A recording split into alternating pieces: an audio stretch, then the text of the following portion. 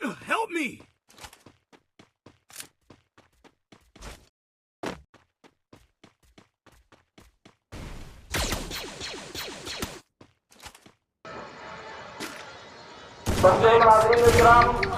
আমরা প্রধান বক্তায় মোহাম্মদ আলী সাহেব আমরা এখনো ছিলেন। এর আগে আমরা এই এলাকার স্বার্থে আমি একটা কথা আপনারা সামনে পেশ করতাম চাই। এই যে বাজার মসজিদ যেটা, এটা আমরা এই দেশের